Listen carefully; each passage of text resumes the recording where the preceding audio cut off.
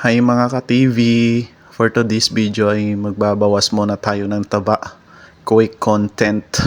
Wala nga tayong maisip dito na iba-vlog natin kaya mag-exercise na lang muna tayo.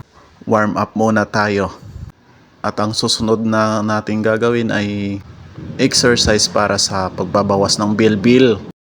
Lahat nga po pala ng ginawa nating exercise mga ka-TV ay 2 repetition po nating ginawa yan Kaya panoorin nyo na lang at sana ay mag-enjoy kayo.